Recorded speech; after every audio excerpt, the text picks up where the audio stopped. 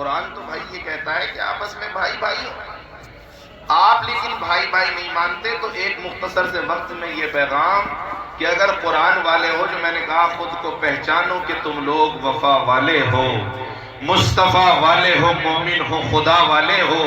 اگر آپ خدا والے ہیں تو میں اس سرزمین سے اور آج اس مختصر سے وقت میں یہ پیغام دے کر کے جا رہا ہوں.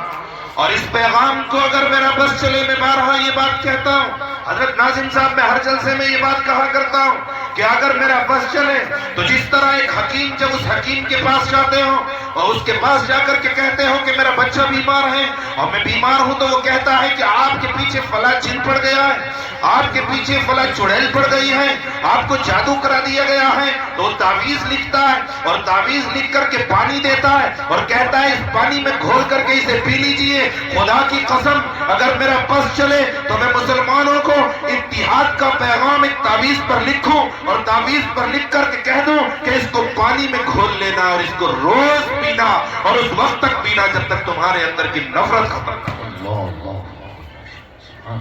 جب تک تمہارے اندر کی کدورت ختم نہ ہو جائے، جب تک تمہارے اندر کا یہ بغض ختم نہ ہو جائے، جب تک تمہارے اندر کا حسد اور جلن ختم نہ ہو جائے. اس لیے میرے نوجوانوں، اگر آپ مسلمان ہیں، اگر آپ اللہ والے ہیں، اگر آپ قرآن والے ہیں، آپ کو واسطہ ہے قرآن کا، آپ کو واسطہ ہے آپ کے ایمان کا، آپ کو واسطہ ہے آپ کی غیرت کا، آپ کے جذبہ ایمانی کا کہ اپنی اپنی دشمنیوں کو ختم کریے کریے کریے. ایک پیغام تو بہت اچھا، تو امید کرتا ہوں کہ پہنچ گیا ہوگا آپ لوگ. جی سمجھ گئے نا میں کیا کہنا چاہ رہا ہوں. اس لیے کہہ رہا ہوں یہ بات کہ ہم سب لوگ بڑا شور مچاتے ہیں اور شور یہ مچاتے ہیں کہ میاں بڑے برے حالات ہیں، ہمارے خلاف سازش ہو گئی. آج RSS نے یہ سازش ہمارے خلاف کر دی، آج BJP یہ قانون لے کر کے ہمارے خلاف آ گئی. اور میرے بھائیوں بتاؤ، آپ کے خلاف کسی کو سازش کرنے کی کیا ضرورت ہے؟ آپ تو خود ایک چھوٹے سے گاؤں میں بیٹھ کر اتنی سازشیں رچتے ہیں کہ اگر وہ سازشیں حکومت والوں کو مل جائے تو آپ ضرورت ہی نہیں کوئی نہیں سازش کرنے کی. غلط تو نہیں کہہ رہا، بات کڑوی ہے لیکن سچی ہے. بھائی میں وہ مولوی بالکل نہیں ہوں جو بہت میٹھی میٹھی بات کروں گا اور آپ سے چلا جاؤں گا. گالی دینی ہے دے لینا بھائی بعد میں، لیکن سن لو میری بات. اور کڑوی بات اپنوں میں ہوتی ہے، غیروں میں نہیں ہوتی. تو میں آپ کو اپنا مانتا ہوں اس لیے کڑوی بات کر رہا ہوں. کڑوی اس لیے کر رہا ہوں تاکہ تمہارے دلوں تک چوٹ پہنچے اور میں تمہارے دلوں تک پہنچ کر کے تمہارے جذبات کو اور تمہارے اس پیغام کو، جس کو میں نے پہلے کہا جناب محمد رسول اللہ صلی اللہ علیہ وسلم نے آج سے 1450 برس پہلے وہ پیغام دیا تھا، وہ یاد آ جائے. دوسری بات، ایک بڑی برائی ہم لوگوں میں یہ ہے، قرآن کریم تو اس کو بھی منع کرتا ہے لیکن ہمارے یہاں وہ بیماری ہے جس کو ہم غیبت کہتے ہیں. غیبت کے بغیر تو حضرت ہمارا نہ گھر محفوظ، اس سے نہ ہماری 2 لوگوں کی مجلس محفوظ، نہ 100 لوگوں کی مجلس محفوظ. اگر کہیں پر بھی چلے جائیں تو کسی نہ کسی کا ذکر چلتا ہے، بس برائی کر رہے ہیں، برائی کر رہے ہیں، بس غیبت کر رہے ہیں. کیا فائدہ ہوا آپ کو؟ کیا فائدہ ہوا آپ کو؟ آپ نے کسی کی برائی کی بتائیے، آپ کو کتنے رکعت کا ثواب ملا؟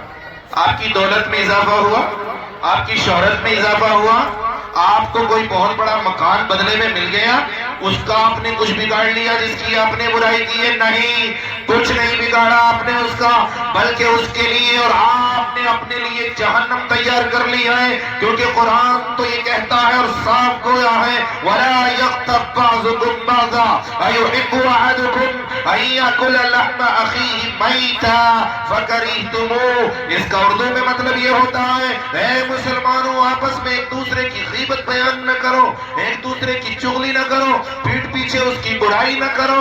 اگر تم ایسا کرتے ہو، اگر تم باز نہیں آتے ہو تو اللہ تبارک و تعالی نے سوال پوچھا اور سوال اتنا کڑاکے دار ہے کہ اگر آپ کو بتا دیا جائے تو آپ کے رونگٹے کھڑے ہو جائیں. کہا کہ مسلمانوں غیبت نہ کرنا، چغلی نہ کرنا، کسی کے پیٹھ پیچھے اس کی برائی نہ کرنا. پھر کہا کہ جانتے ہو کسی کی غیبت کرنا کیسا ہے، جانتے ہو کسی کی چغلی کرنا کیسا ہے، جانتے ہو کسی کی پیٹھ پیچھے برائی کرنا کیسا ہے؟ فرمایا بالکل ایسا جیسے اپنے مرے ہوئے بھائی کا گوشت کھانا،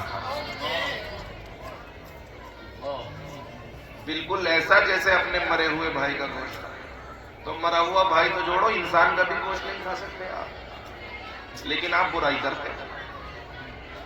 کرتے ہو؟ ہاں بھائی، اگر بھائی مجھے نہیں، اس بستی میں اگر ایسا کوئی عمل نہیں ہوتا تو میں اپنے لفظ واپس لیتا ہوں بھائی، میں واپس لے رہا ہوں اپنے ساتھ، اور معافی مانگ رہا ہوں آپ سے کہ بھائی میں نے آپ پر یہ الزام لگا دیا۔